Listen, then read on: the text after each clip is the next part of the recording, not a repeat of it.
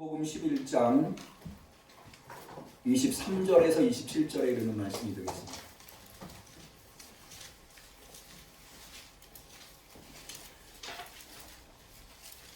(2020년도) 부활의 아침에 이 어려운 시국에도 간절한 심령으로 주 앞에 나와 예배드리시는 사랑하는 우리 은암교회 성도님들에게 주신 하나님의 소중한 말씀, 요한복음 11장 23절에서 27절 말씀을 정성껏 같이 소리내어서 봉독합니다. 예수께서 가라사대 내 오라비가 다시 살리라. 마르다가 가로되 마지막 날 부활에는 다시 살 줄을 내가 아노라. 예수께서 가라사대 나는 부활이요 생명이니 나를 믿는 자는 죽어도 살겠고 무릇 살아서 나를 믿는 자는 영원히 죽지 아니하리니 이것을 내가 믿느냐. 가로되 주여 그러하오이다. 주는 그리스도시요 세상에 오시는 하나님의 아들이신 줄 내가 믿나이다. 아멘.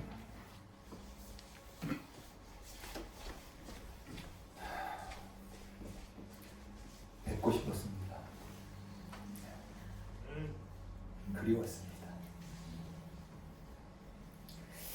제가요, 저보다 연세 많으신 분도 계신데 저도 이제 50줄에 들어서니까 자꾸 그냥 울컥울컥해요. 어저께 마음을 오늘은 절대 우리 성도들 앞에서 눈물 안 보이리라 했는데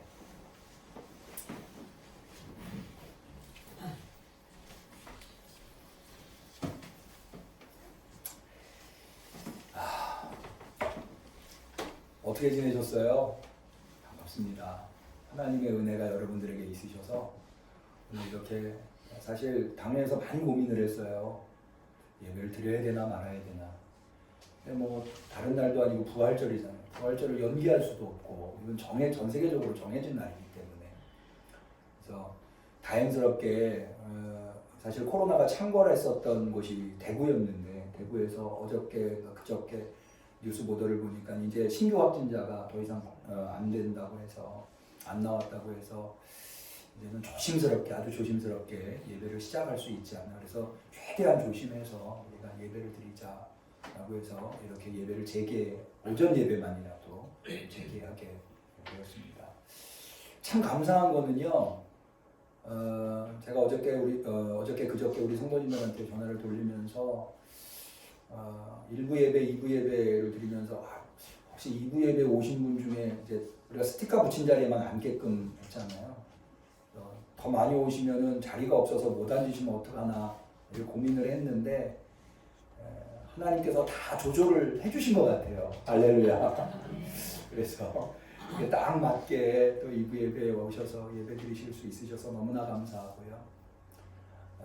이런 어려운 상황 속에서도 하나님 앞에 나와서 어찌하든지 예배 드려야 되겠다고 결단하고 나오신 우리 성도님들, 저녁 이 부활의 아침에 여러분들의 건강과 가정과 생업을 지키셔서 여러분들의 간절한 심령을 하나님께서 받으셔서 신앙생활하는 동안에 기쁘고 즐겁고 감사하게 지내시는 은혜가 있기를 주님의 이름으로 간절히 축원합니다. 인류 역사 속에 가장 위대한 사건, 모든 생명이 있는 존재, 이 땅에 있는 모든 생명이 있는 존재가 그래서 일명도 예외 없이 이것에 영향을 받을 수밖에 없는 그런 사건 하나를 꼭 꼽으라고 한다면 저는 단연코 예수님의 부활이라고 말씀드리고 싶습니다. 왜냐하면 예수님의 부활로 말미암아 생명을 가진 모든 존재가 짊어질 수밖에 없는 이 죽음이라고 하는 굴레, 이거를 피할 수 있는 생명은 없죠. 그 죽음이라고 하는 굴레로부터 벗어날 수 있게 되었기 때문에 이제 이 부활, 예수님의 부활 이후로는 죽음의 존재가 아니라 영생의 존재로 살아갈 수 있도록 문을 활짝 열어주셨다. 그래서 인류 역사를 사실은 둘로 구별하지 않습니까? BC와 AD. 이게 이제 흔히 주전과 주후 이렇게 이야기를 하는데요. 예수님이 오시기 전과 오신 후 이렇게 구별을 하지만 보다 더 예리하게 구별을 한다고 하면 예수님의 부활 이전과 예수님의 부활 이후라고 말씀드릴 수가 있습니다. 예수님의 부활로 말미암아 인류는, 모든 그리스도인들은, 부활을 믿고 고백하는 모든 성도들은 전혀 새로운 시대가 펼쳐졌고 그 시대를 맞이하게 되었다고 하는 거죠. 이것은 필연적으로 이 부활을 믿고 고백하는 성도들에게 새로운 삶을, 이전의 삶이 아닌 전혀 새로운 삶을 우리에게 요구하고 있다는 것입니다. 여러분, 우리가 코로나라고 하는 현실을 마주하기 전에는 기존에 살아오던 삶을 살아왔어요. 그런데 코로나라고 하는 새로운 현실을 맞이했더니 이전에 살아오던 방식과는 너무나 다른 방식으로 살아갈 수밖에 없는, 여러분, 저는 이 코로나 전국을 보내면서 사실 속으로 이런 생각이 들더라고요. 야, 이렇구나. 전쟁 때도 예배를 멈춘 적이 없잖아요.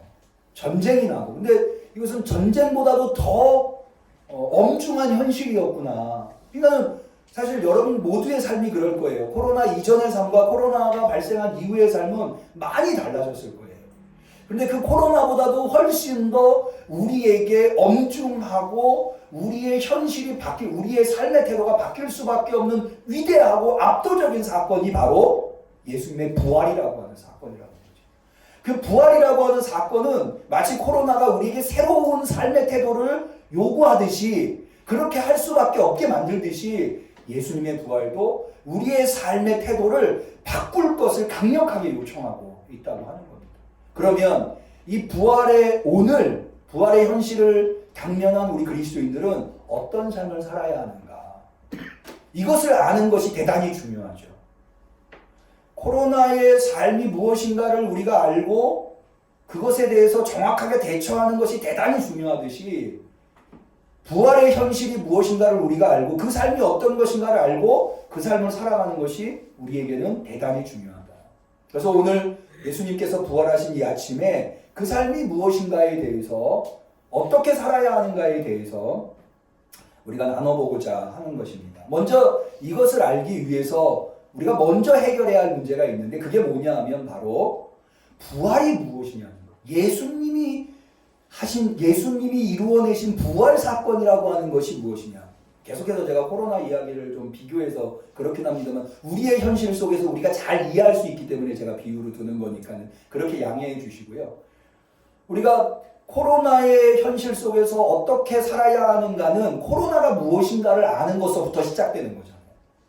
부활의 현실 속에서 어떻게 우리의 삶을 꾸려나가느냐는 예수님에 의해서 이루어진 부활이라고 하는 것이 무엇이냐 라고 하는 것을 정확하게 이해하는 것으로부터 시작된다. 그래서 오늘 우리가 읽은 요한복음 11장을 저는 선택해 본 것입니다.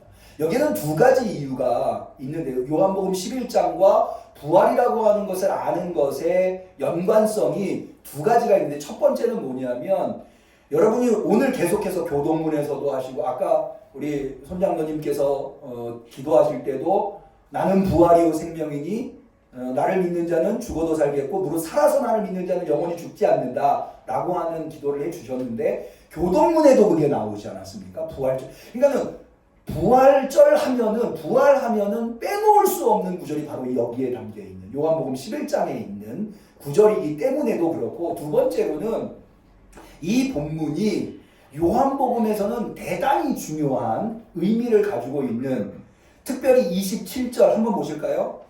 이거는 마르다가 하는 고백인데요. 주여 그러하외다. 주는 그리스도시요 세상에 오시는 하나님의 아들이신 줄 내가 믿나이다. 한번 저를 따라해 볼까요? 주여 그러하외다. 주는 그리스도시요 세상에 오시는 하나님의 아들이신 줄 내가 믿나이다. 제가 왜 굳이 이것을 따라하라고 요청을 드렸는가 하면, 이 고백이 요한복음에서 대단히 중요한, 어떻게 보면 가장 중요한 고백이라고 할 수가 있기 때문입니다. 왜 그런가 하면, 우리 요한복음을 왜 기록했는가 라고 할 때 그 기록 목적을 요한복음의 저자는 요한복음 20장 30절 31절에 기록해 두었습니다. 우리 한번 볼까요? 거기를 요한복음 20장 30절 31절. 제가 읽어보겠습니다. 예수께서 제자들 앞에서 이 책에 기록되지 아니한 다른 표적도 많이 행하셨으나 오직 이것을 기록함은 요한복음의 저자가 요한복음을 기록한 이유는 너희로 예수께서 하나님의 아들 그리스도이심을 믿게 하려 하며 또 너희로 믿고 그 이름을 힘입어 생명을 얻게 하려 함이니라. 그러니까는 요한복음의 기록 목적은 두 가지. 하나님께서 요한복음을 우리에게 주신 이유는 두 가지. 첫 번째, 예수가 하나님의 아들 그리스도이심을 믿게 하기 위해서. 두 번째, 그것을 믿어서 생명을 얻게 하기 위해서.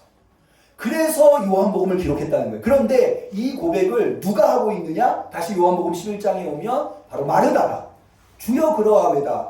주는 그리스도시요 세상에 오시는 하나님의 아들이신 줄 내가 믿나이다. 사실 이 고백은 공간복음에 의하면 베드로가 한 고백. 마태복음에, 마가복음에, 누가복음에 가이사랴 빌립보에서 베드로가 예수님을 향해서 주는 그리스도시요 살아계신 하나님의 아들입니다 라고 하는 고백을 하지 않아요? 그것에 필적할 만한 고백이다.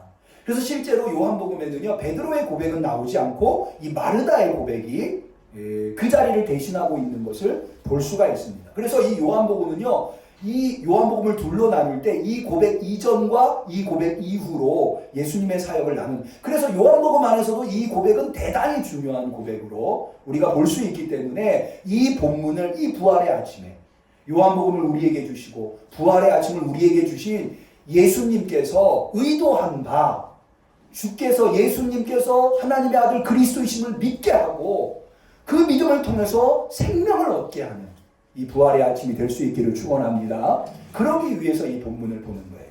자, 오늘 이 본문의 내용을 살펴보기 전에 먼저 이 본문의 내용을 좀 개괄적으로 보면 여러분 뭐 잘 다 아시니까 예수님께서 사랑하시는 나사로라고 하는, 성경에는 나사로라고 하는 인물이 2명 나옵니다. 누가복음에는 거지 나사로. 이건 실존 인물은 아니에요. 예수님이 이야기를 만들어내셔서 해주신 이야기. 나사로가 나오고, 여기 요한복음 11장에 죽었다 살아난 나사로, 이건 실존 인물입니다. 베단이라고 하는 곳, 예루살렘에서 남동쪽으로 한 2km 정도 떨어져 있는 동네가 베단인데, 그 베단이라고 하는 곳에서 살고 있는 나사로, 이 나사로는 마리아와 마르다의 형제관계에 있는 나사로입니다. 이 나사로가 병들어 죽어가고 있었어요. 그래서 마르다가 예수님한테, 예수님은, 나사로는 지금 예루살렘 쪽에 있고 베다니가 예루살렘 쪽이니까 예수님은 갈릴리 쪽에 계셨어요. 그래서 사람을 보내서 당신께서 사랑하시는 나사로가 지금 병들어 죽어가고 있습니다 라고 소식을 전합니다. 그랬는데 예수님께서 서둘러서 오실 줄 알았는데 무슨 연유에서인지 며칠 더 계세요. 그리고는 예수님이 발걸음을 옮기셔서 베다니로 찾아오시는데, 예수님이 찾아오셨을 때는 이미 나사로는 병들어 죽어서 장례를 치르고 있었던 중이었습니다. 예수님이 오신다는 말씀을 듣고 마르다가 예수님을 마중하러 나갑니다. 나갔는데 예수님을 만나게 되는 거예요. 오늘 우리가 읽은 본문이 만난 장면이에요. 만나자마자 마르다가 이렇게 이야기합니다. 21절에 보면 마르다가 예수께 여짜오되 주께서 여기 계셨더라면 내 오라비가 죽지 아니하였겠나이다. 여기에 뭐가 좀 묻어납니까? 좀 원망이 묻어나죠. 왜 이제 오셨습니까? 이미 내 오라비가 세상을 떠났습니다. 그런데요, 마르다가 참 대단해요. 뭐가 대단하냐면 그 다음에 22절에 마르다가 이렇게 고백을 합니다. 그러나 나는 이제라도, 내 오라비가 죽었지만 그러나 이제라도 주께서 무엇이든지 하나님께 구하시는 것을 하나님이 주실 줄을 아나이다. 그러니까는 오라비의 죽음이라고 하는 현실 앞에서 사실 예수님이 늦게 와서 원망도 들었지만, 그러나 그 원망을 극복하고 예수님은 이런 절망적인 현실 속에서도 뭔가를 하실 수 있는 분인 줄 내가 믿습니다 라고 고백을 하고 있는 거예요. 그러니까 이게 사실은 대단한 인물이죠. 이런 고백하는 거 쉽지 않거든요.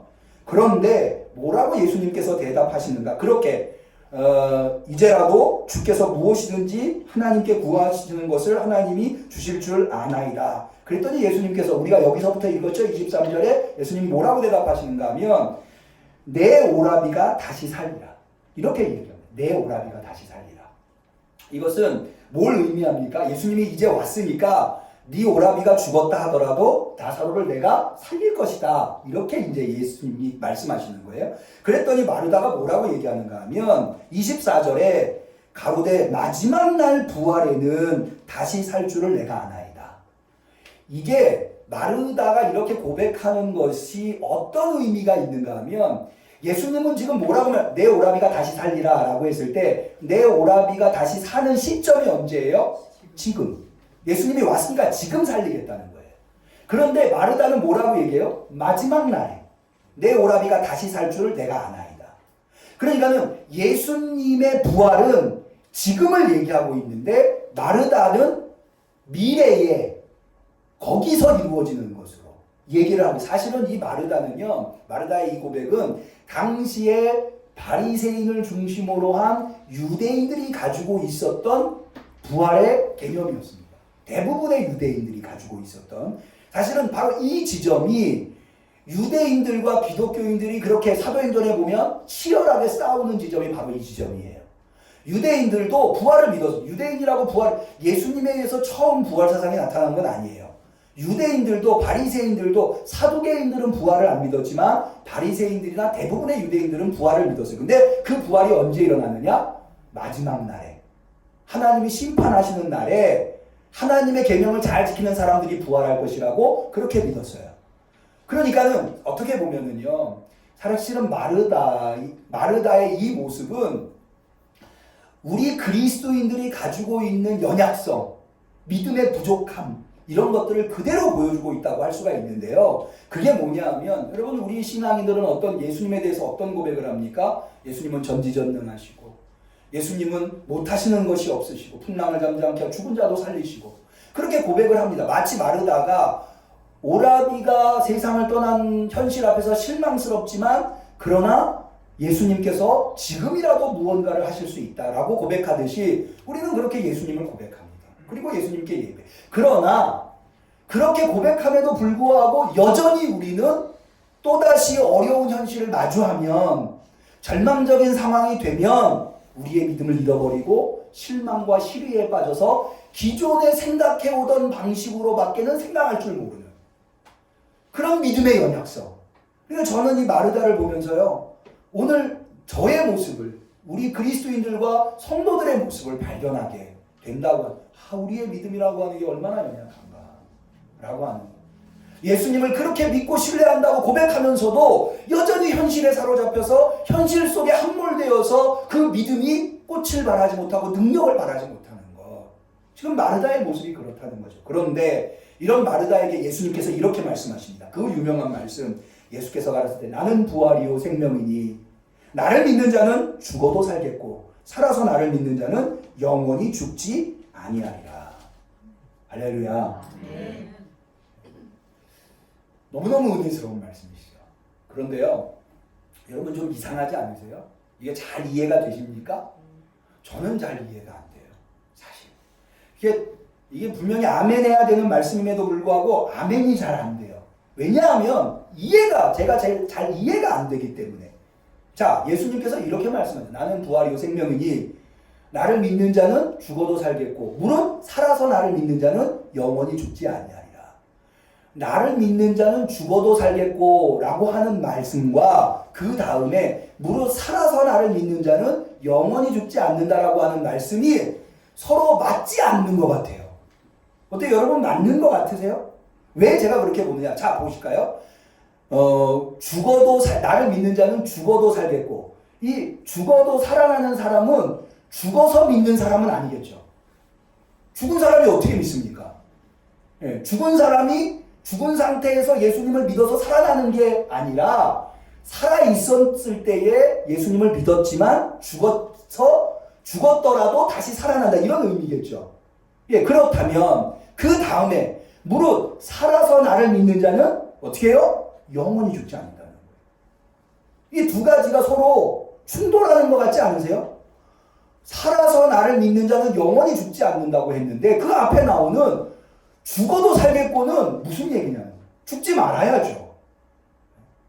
그러니까 이렇게는 가능해요. 나는 부활이요 생명이니 무릇 나를 믿는 자는 영원히 죽지 아니하리라. 이렇게 얘기하고 그러고 끝났다면 이해가 돼요. 혹은 이렇게 말씀하시는 것도 이해가 돼요. 나는 부활이요 생명이니 살아서 나를 믿는 자는 죽어도 살리라. 그러고 끝나셨다 하면은 이해가 돼요. 그런데 예수님은 이 두 가지를 다 얘기하셨다는 거예요. 어떤 분들은 목사님 너무 예민하신 거 아닙니까? 근데 저는 좀 그런 성격이에요. 뭔가가 납득이 돼야지 믿음이 가지. 이게 납득이 잘 안 되면, 그래서 이걸 가지고 그래서 예수님이 틀렸다고 말할 수는 없잖아요. 이게 무슨 의미일까?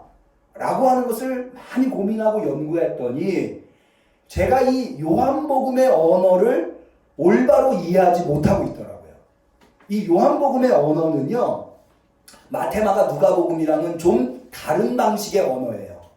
이건 뭐냐면 마태마가 누가복음은 무언가를 진술할 때 첫 번째 것, 거기에 더해서 두 번째 것, 그 다음에 세 번째 것, 이런 식으로. 그래서 예수님의 이야기가 무르르듯이 이렇게 흘러가요.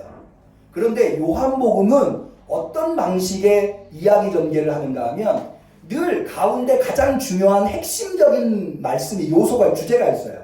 그래서 이 주제를 여기에서 조명하고 이렇게 설명하고 저렇게 설명하고 다르게 설명하는 이걸 방사형 방식. 그러니까 마태마가 누가복음은 내러티브 방식으로 설명한다고 하고 요한복음은 방사형 방식으로 설명한다고 이야기를 해요. 예를 들어서 여러분 요한복음 2장에 물이 가나 혼인잔치에서 물을 포도주로 바꾸는 사건. 그 사건은 예수님이 누구신가에 대한 설명이에요. 그 다음에 3장에 나오는 니고데모 이야기도 역시 예수님이 누구신가. 4장에 나오는 우물가의 사마리아 여인 이야기도 예수님이 누구신가. 다시 말해서 요한복음 20장 아까 읽었었던 30절 31절에 나왔었던 예수님이 하나님의 아들 그리스도이신 것을 믿으며 그 믿음을 통해서 생명을 얻게 하는 것을 다양한 방식으로 설명하고 있는 것이다 라고 여러분들이 이해하시면 되겠어요. 그게 바로 요한복음의 언어예요. 자, 그럼 그것을 이해하는 것이 왜 중요하냐. 이 본문에서 예수님은 세 개의 명제를 말씀해요. 첫 번째 명제가 뭐냐? 나는 부활이요 생명이다. 이 명제와 두 번째 나를 믿는 자는 죽어도 살겠고, 이게 두 번째 명제고, 세 번째 명제는 무릇 살아서 나를 믿는 자는 영원히 죽지 않는다 라고 하는 이 세 가지 명제가 첫 번째 명제에 두 번째 명제를 더하고 두 번째 명제에 세 번째 명제를 보충하는 의미가 아니라 다 나는 부활이요 생명이다 라고 하는 것을 똑같이 설명하고 있는, 예수님이 부활이시고 생명이기 때문에 예수님을 믿는 사람은 죽는 한이 있어도 산다는 거예요. 또 예수님은 부활이고 생명이시기 때문에 결코 죽지 않는다 라고 하는, 예수님은 부활이고 생명이라고 하는 것을 다 각자의 방식으로 설명하고 있는 것이다. 그래서 이거를 이렇게 좀 여러분들한테 설명드리면 더 낫지 않을까. 어떻게 했냐면 요 두 번째 명제와 세 번째 명제를 바꿔보는 거예요. 자, 이렇게요. 나는 부활이고 생명이다. 나를 믿는 자는 영원히 죽지 않을 것이고 설사 죽는 한이 있어도 다시 살아날 것이다 라고 설명을 한다고 하면 좀 더 납득이 되겠다. 우리식으로 얘기하면 예를 들어서 은행에다가 저축을 했어요. 그러면 저축한 돈은 잘 보존이 될 것이다. 그러나 설사 은행이 망한다 하더라도 그 돈은 국가에서 책임져 줄 것이다. 이런 식의 표현이라는 거예요. 제 설명이 좀 어떨지 모르지만 그런 의미로서 예수님이야말로 부활이며 생명이라고 하는 것. 이것을 강조하는 그런 의미로 이렇게 서로 좀 충돌해 보이는 이야기를 나열하고 있다고 하는 것을 우리가 이해한다면 이것의 의미가 무엇인지를 우리가 알 수 있다 라고 하는 거죠. 그러면서 예수님께서 여기서 끝나는 것이 아니라 여기서 예수님께서 마르다에게 나는 부활이고 생명이니 나를 믿는 자는 죽어도 살겠고 무릇 살아서 나를 믿는 자는 영원히 죽지 않는다 라고 하는 말씀으로 끝맺은 것이 아니고 거기에 뭐를 더하시는가 하면 내가 이것을 믿느냐 라고 물어보신다는 거예요.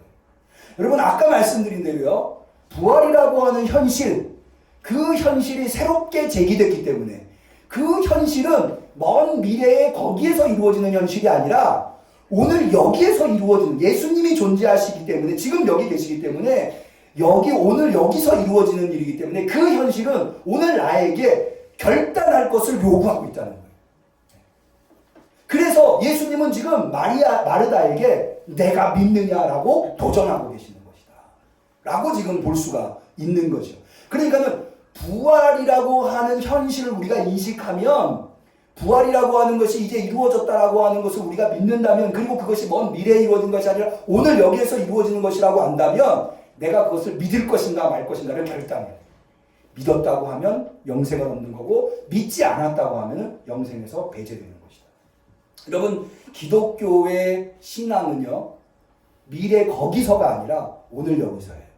여러분, 만약에 코로나가요, 한 1년 전에, 1년 후에, 2년 후에 그때 발생할 거라고 생각하면 우리 중에 아마 지금 마스크를 쓰는 사람은 없을걸요. 예배를 중단하시는 성도는 없을 거예요. 그런데 지금 당장 그 일이 이루어졌으니까 그것이 내가 어떤 행동을 할 것인가를 지금 당장 규정하고 있는 거죠. 마찬가지로 부활이 먼 미래에 거기에서 이루어질 것이라고 생각한다면 나는 그거 별로 신경 안 쓸 수 있어요. 그런데 오늘 내가 여기에서 부활을 인정하고 수용한다고 하면 나는 오늘 당장 뭘 선택할 것인가가 결정이 되는 거죠. 여러분, 그래서요, 이 요한복음에서는 부활만 지금 오늘 여기서 이루어지는 게 아니라 하나님의 심판도 먼 미래에 이루어지는 것이 아니라 오늘 여기서 이루어집니다.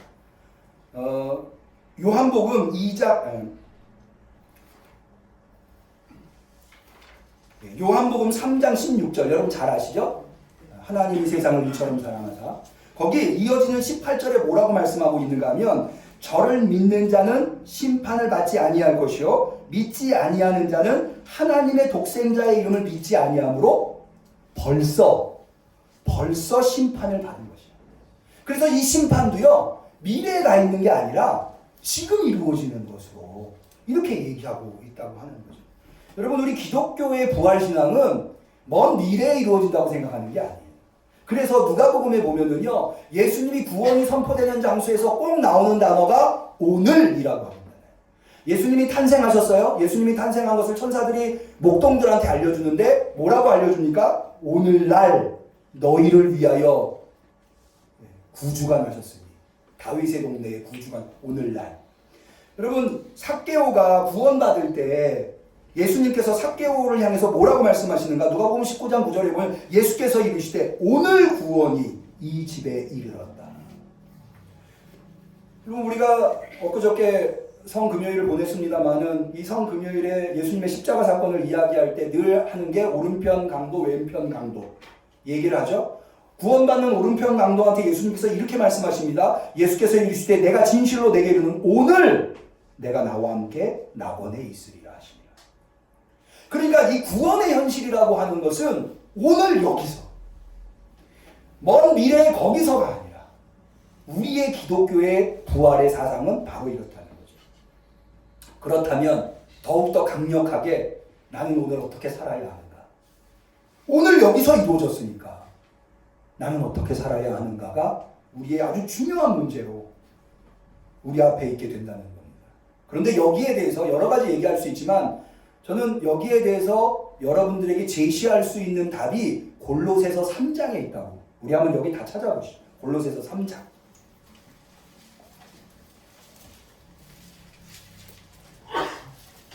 신약성경 327페이지입니다. 부활의 현실이 오늘 우리 앞에 있는데 부활의 현실 앞에 서 있는 그리스도인들이 어떻게 살아야 하는가에 대해서 정확하게 우리한테 알려주고 있는 하나님의 말씀으로 골로새서 3장. 우리 골로새 3장 1절 2절을 좀 읽어보시려고 제가 찾아달라고 부탁을 드린 건데 327페이지입니다. 골로새서 3장 1절 2절. 다 찾으셨으면 내가 어떻게 살아야 하는가에 대한 질문을 갖고 예수님께서 부활하신 줄 우리 성도님들 다 믿으시기를 바랍니다. 그 믿음을 가지고 난 오늘 어떻게 부활의 현실 속에서 살아야 하는가에 대한 질문을 갖고 한번 읽어보죠. 3장 1절 2절 읽겠습니다. 그러므로 너희가 그리스도와 함께 다시 살리심을 받았으면 위의 것을 찾으라. 거기는 그리스도께서 하나님 우편에 앉아 계시느니라. 위의 것을 생각하고 땅의 것을 생각하지 말라. 할렐루야. 여러분, 여기 아주 중요한 문장이 나오는데요. 그리스도와 함께 다시 살리심을 받았으며, 여러분, 우리가 어떻게 부활의 현실을 직면하게 됐나요? 예수님 없으면 안 돼요. 예수님이 우리 앞에 계시기 때문에 우리는 부활을 맞이하게 된 거예요. 그래서 예수님 말씀은 나는 부활이요 생명이니. 그러니까 예수님이 계셔서 우리는 부활의 현실을 맞이한 거예요. 그러니까 예수님이 어디에 계신, 예수님이 계신 곳에 내가 있어야 돼요. 근데 예수님이 어디 계세요? 골로새서 3장에 의하면 위에 계세요. 그러므로 우리의 관심은, 우리의 생각은 어디 있어야 돼요? 위에 있어야 돼요. 땅에 있어서는 안 된다는 거예요. 그래서 골로새서의 바울 사도는 우리의 생각이 위로 향해야 한다는 거예요. 왜 거기 예수님이 계시? 왜 거기에 부활의 주님이 계십니까? 왜 거기에 생명이 있으니까? 깨달으시기를 바랍니다. 근데 여기에서 한 걸음 더 나아간 것이 3절 4절입니다. 한번 볼까? 3절 4절. 이는 너희가 죽었고 너희 생명이 그리스도와 함께 하나님 안에 감추었음이니라. 이게 무슨 얘기냐면요. 여러분, 우리는 부활의 현실을 지금 당면하고 있다고 말씀드렸어요. 우리는 이제 더 이상 죽음의 생명을 사는 것이 아니라 부활의 생명을 살고 있어요. 그런데 제가 이 이야기를 세상에 나가서 다른 사람들한테, 믿지 않는 사람들한테, 나는 부활이, 난 안 죽을 거야, 난 죽었더라도 살아날 거야 얘기하면 세상 사람들이 받아들일까요? 아니에요.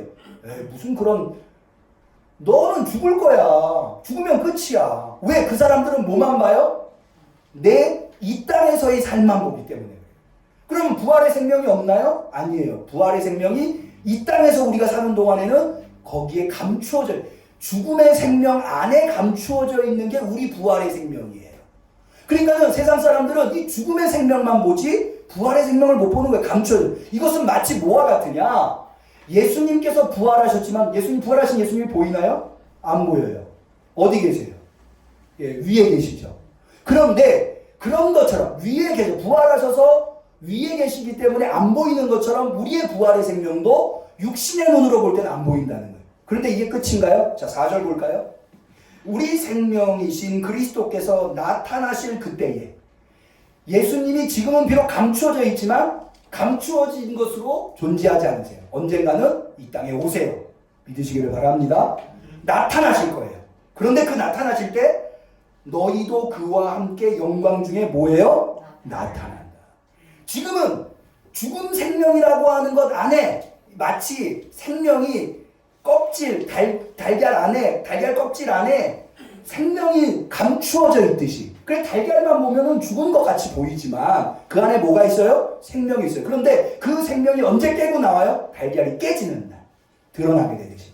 지금은 우리의 생명이 죽음이라고 하는 생명 안에 감추어져 있지만 예수님이 오시는 날 이게 깨질 거예요. 믿으시기를 바랍니다. 그러면 우리 부활의 생명이 드러나게 될 거예요. 다 나타나게 될 거예요. 그렇기 때문에 예수님이 계신 곳에 우리가 있어야 돼요. 근데 예수님이 어디 계세요? 위에 계세요. 그래서 아래 것을 생각하면 안 되고 위에 것을 생각해야 돼요. 그러면 아래 것은 무엇이고, 아래 것을 생각한다는 것은, 땅의 것을 생각한다는 것은 무엇이고, 위의 것을 생각한다는 것은 무엇일까요? 그것은 5절 이하에 나와요. 오늘 예배를 최대한 좀 짧게 드리려고 제가 열심히 노력을 했는데도 좀 길어요. 5절 이하 17절까지는 집에 가서 읽어보세요. 제가 이 설명 안 드리겠습니다. 그 다음은 요 1절에서 4절은 제가 설명을 좀 드려야 될 부분이었고, 그 다음은 읽어보시면 아세요. 그래서 위의 것을 생각하고 위의 것을 찾는 현실, 삶의 태도가 무엇인가? 우리는 부활을 먼 미래에 맞이하는 게 아니에요. 지금 맞이하기 때문에. 지금 맞이한 우리들이 오늘을 어떻게 부활의 현실 앞에서 올바르게 살아갈 것인가. 그것이 거기에 기록되어 있어요. 오늘 부활의 아침에 읽어보시고 위의 것을 추구하실 수 있어요. 그래서 주님이 나타나실 때 마치 병아리가 알을 깨고 짠하고 나타나듯이 여러분들의 부활의 생명이 짠하고 나타나실 수 있다. 우리 함께 성도님들이 다 되시기를 주님의 이름으로 간절히 축원합니다. 기도하겠습니다. 하나님 아버지, 오늘 우리에게 이렇게 귀한 날을 허락하여 주시니 참으로 감사드립니다. 우리가 오랫동안 예배를 못 드리다가 부활절에 다시 모여서 예배 드릴 수 있는 것, 더 큰 은혜요, 더 큰 감사입니다. 주님, 우리는 오늘 이 아침에 이미 부활의 삶을 살고 있는 줄로 믿습니다. 비록 그것이 지금 감추어져 있다 하더라도 주님이 나타나시는 날, 온 세상이 알아볼 수 있을 정도로 우리 부활의 생명이 나타날 줄로 믿습니다. 주님은 부활이고 주님은 생명이시기 때문입니다. 주님, 오늘 부활의 삶을 살아갈 수 있도록 위의 것을 생각하며 위의 것을 찾으며 살 수 있도록 우리에게 힘과 능력, 은혜를 허락하여 주시옵소서. 그리하여서 우리 응암교회 성도들 한 사람도 나고자 없이 이 부활의 생명을 잃어버리지 아니하도록 주님 역사하여 주옵소서. 예수님의 이름으로 기도 올리옵나이다.